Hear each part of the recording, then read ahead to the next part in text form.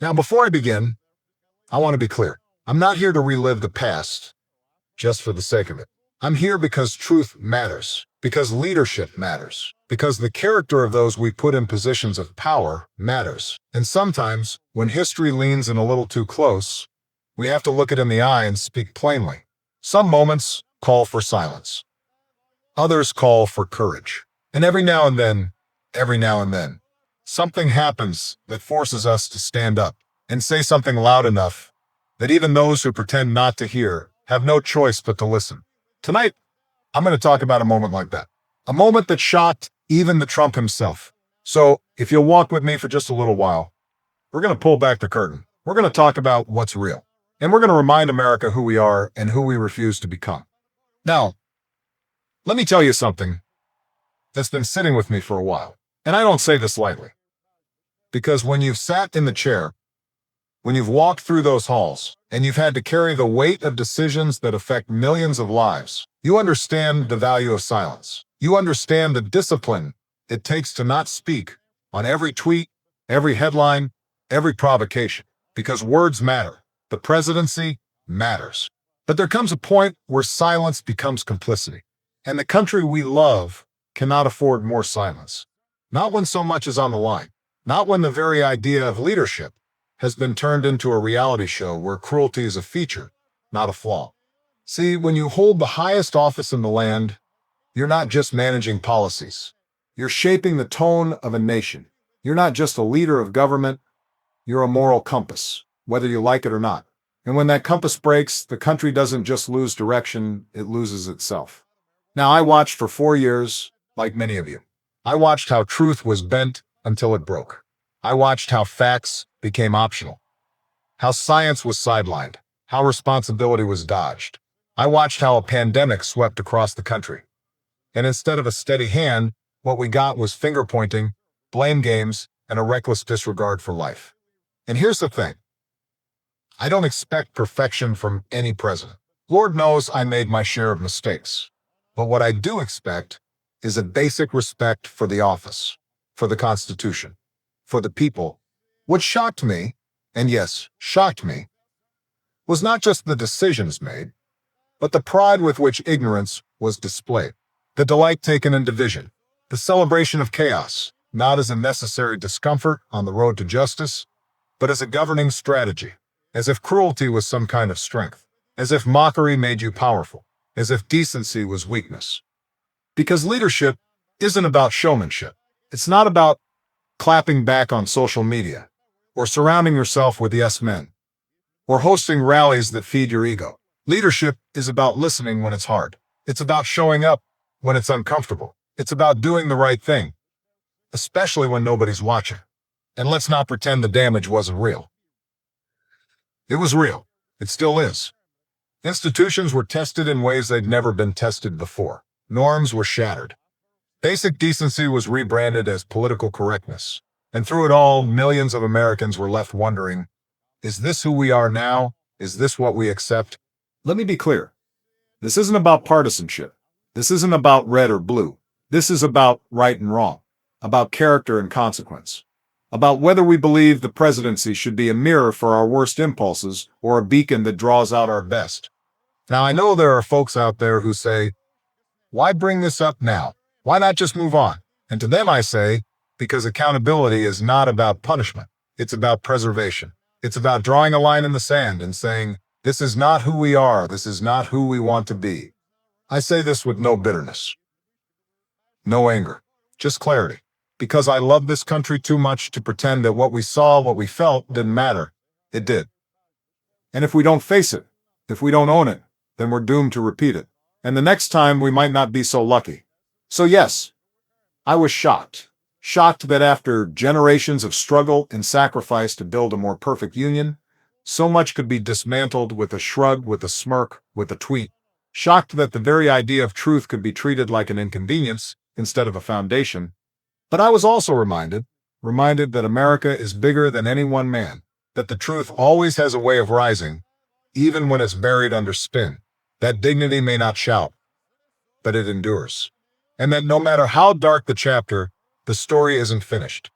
And that's why I'm speaking now, Because the next chapter is still being written by you, by your choices, by your voice, by your willingness to see clearly, speak honestly, and act courageously. Now let's talk about something else that's been eating away at the foundation of this democracy. Not just over the last 4 years, but in a way that accelerated under one man's watch with one man's encouragement. And that is the rise of misinformation.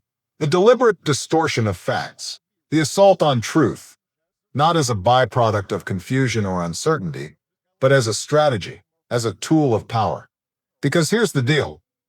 When people can no longer tell what's real and what's fiction, when truth becomes relative, when lies are repeated so often that they start to feel familiar, that's not freedom. That's not strength.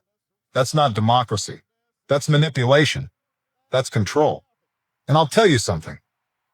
There was a time when facts held weight, when you could disagree on policy, but still agree on reality.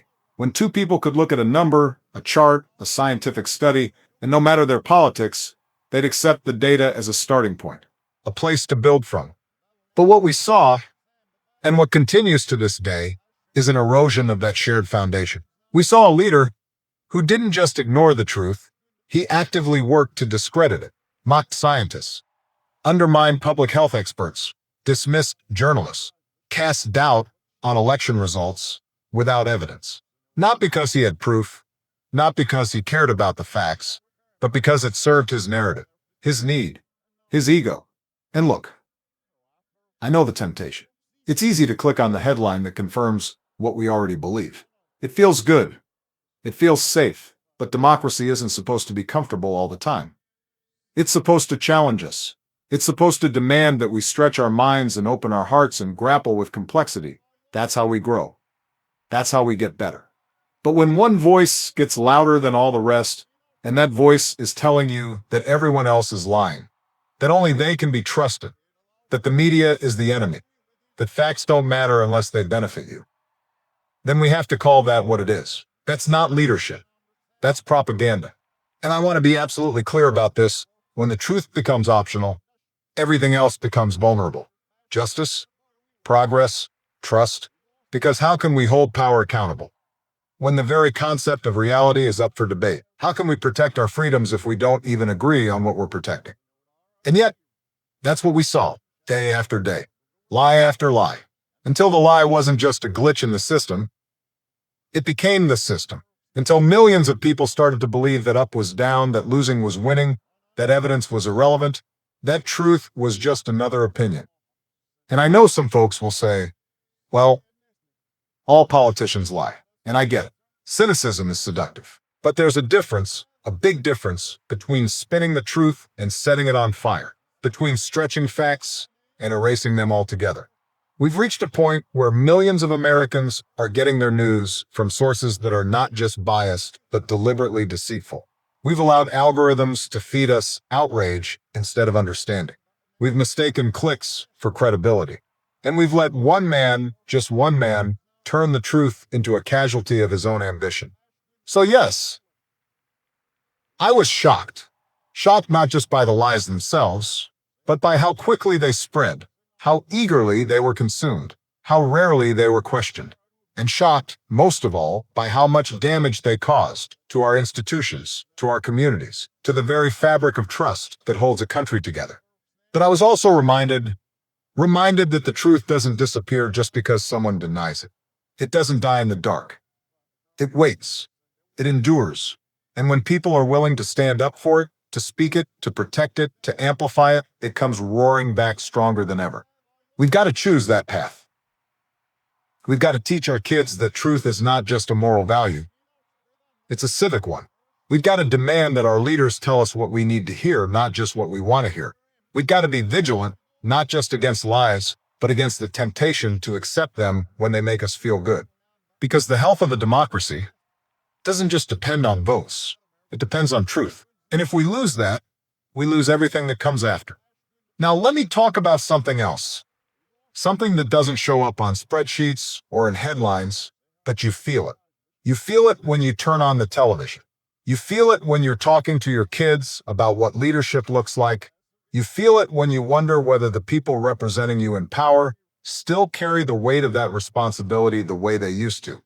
And it's this: how we conduct ourselves matters. How we speak, how we treat others, how we hold the office, not just the decisions we make, but the example we set matters. See, over the years, I've learned that you can tell a lot about a person by how they use power. Do they use it to lift people up or tear them down? Do they seek to heal or to divide? Do they speak with conviction or just volume? Because I've seen both. I've seen leadership that seeks to unify and serve, and I've seen something else, something performative, something self-serving. I've seen leadership reduced to theater, where applause is more important than action, where insults pass for strength, where every word is meant not to inform, not to inspire, but to provoke, to entertain. What shocked me, what truly shocked me, was how low the bar had been set, and how quickly people adjusted to it. How people began to excuse behavior they would never tolerate in their own homes, in their own schools, in their own churches. Suddenly, bullying became branding. Arrogance became authenticity. Vulgarity became honesty. And what that tells us, what it should tell us, is that when the office of the presidency is treated like a stage, when every moment is a chance for self-promotion, when policy is secondary to spectacle, we all lose something. We lose the dignity of the office. We lose the steadiness that people rely on in uncertain times. We lose a North Star. Because leadership, real leadership, doesn't come from shouting. It doesn't come from belittling others to feel big. It comes from listening, from restraint, from humility. It comes from understanding that the most powerful words a leader can say aren't always the ones that get the most retweets. They're the ones that build trust over time. Now, I'm not saying you shouldn't be passionate. I'm not saying you don't fight for what you believe in. But there's a difference between firmness and fury, between confidence and contempt. There's a quiet power in calm. There's a strength in knowing when to speak and when to let others speak. And the truth is, the most transformative leaders in our history weren't the loudest. They were the ones who carried a sense of purpose and principle, who knew that every time they stepped up to that podium, they were speaking not just for themselves, but for generations watching, for children still forming their sense of what's right and what's possible. But we had a president who turned that podium into a platform for personal grievance, who used his voice not to unify but to settle scores, who measured success not by the lives improved, but by the applause received. Now, I'll tell you something. It takes discipline to hold your tongue when the cameras are rolling and the crowd is roaring. It takes patience to listen to people who disagree with you without calling them names. It takes courage to lead with empathy when rage is easier. But that's what real leadership demands. That's what the moment demanded. And what we got instead was performance without principle, noise without vision, style without substance. And don't get me wrong, style does matter. But style must serve purpose. It must reflect values.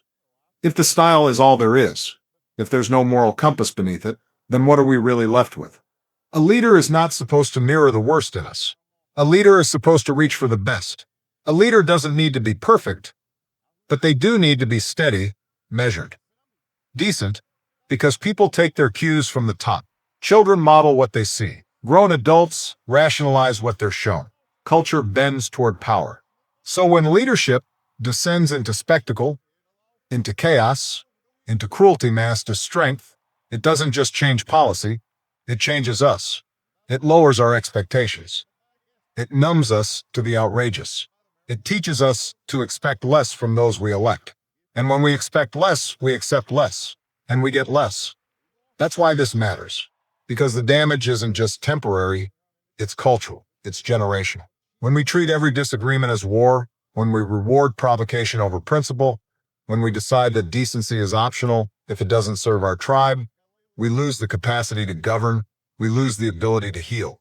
I'm not standing here to say that tone is everything, but I am saying that tone reflects everything. It reflects whether you see yourself as a servant or a celebrity, whether you view opponents as enemies or as fellow citizens, whether you understand that being president isn't just about power, it's about character. So yes, I was shocked that the most powerful voice in the country was used not to calm storms, but to stir them. Shocked that the microphone that could have unified the nation was used to mock, to belittle, to divide, shocked that silence wasn't used to reflect, but to sulk, to plot, to stew. But I was also reminded of this. Dignity doesn't always win the spotlight, but it always outlasts the show. Grace doesn't trend, but it endures. And when the performance fades and the crowd disperses, what's left is character. That's what history remembers. That's what our children remember. And that's why we have to raise our expectations again. We have to expect composure. We have to expect maturity. We have to expect that when someone speaks for the nation, they're not doing it just for applause, but for purpose. Because at the end of the day, style might get you attention, but only character earns you respect. Now, after everything we've talked about tonight, the distortion of truth, the erosion of dignity, the reckless conduct passed off as leadership, you might be wondering, where do we go from here? Because it's one thing to name the problem. It's another to do something about it. And I believe that's the most important part of all this. That after all the anger, all the noise, all the confusion, we don't give in to despair. We don't just throw up our hands and say, well, that's how it is now. Because it's not. It doesn't have to be. That's the thing about this country. We get to decide what comes next. Not a single man, not a headline, not a poll or a hashtag or a political party. We decide through our choices, through our voices, through our votes, through the stories we choose to tell and the futures we choose to build. And let me tell you something. I've seen what this next generation is made of. I've seen young people organize, protest, create, lead, not waiting for permission, not waiting for perfect conditions, not waiting until they've got all the answers, but stepping up because their conscience demanded it, because their hearts told them that silence wasn't an option.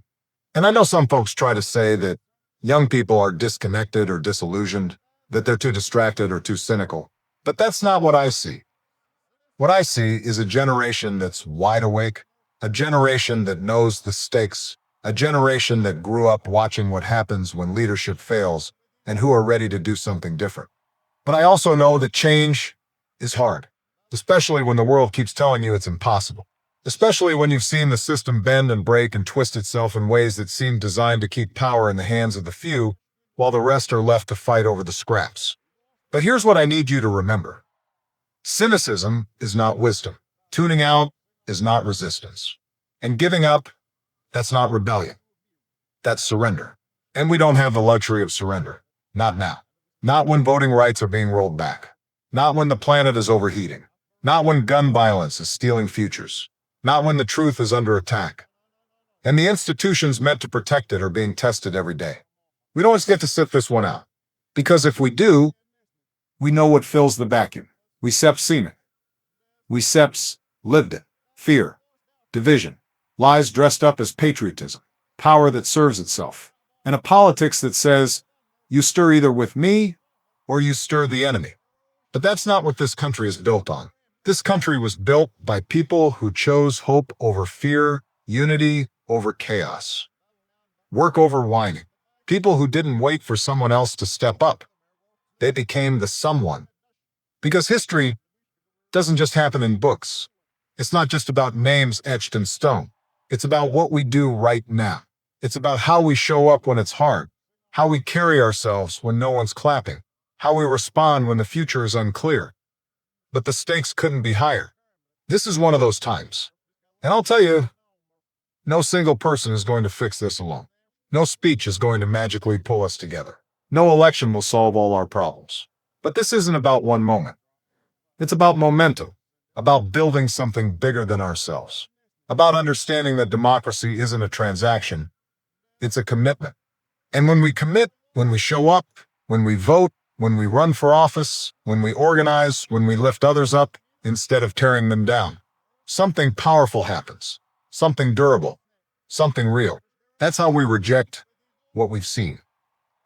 That's how we answer the chaos with clarity. That's how we answer the cruelty with compassion. That's how we answer the lies with truth.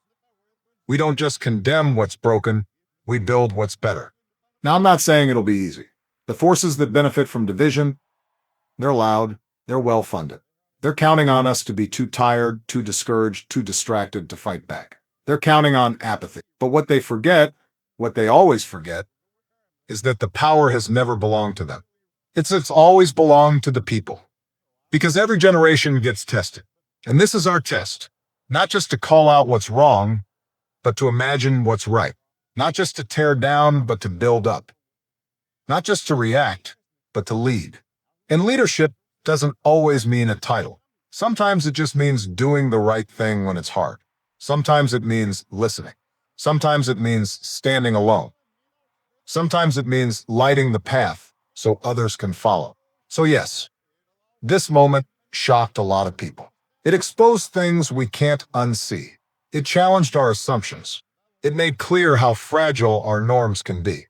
But it also reminded us how resilient we are. It reminded us that power without purpose is empty, that outrage without action is hollow, that the best way to prove the doubters wrong is not with arguments, but with outcomes. So don't wait for someone else to fix it. Don't wait for perfect conditions. Don't wait until you're told you're ready, because if you care, you're ready. If you see what's broken, you're ready. If you believe that America is still worth fighting for, you're ready. Because when the dust settles and the cameras turn off, what will matter most is not who shouted the loudest, but who stood up when it counted.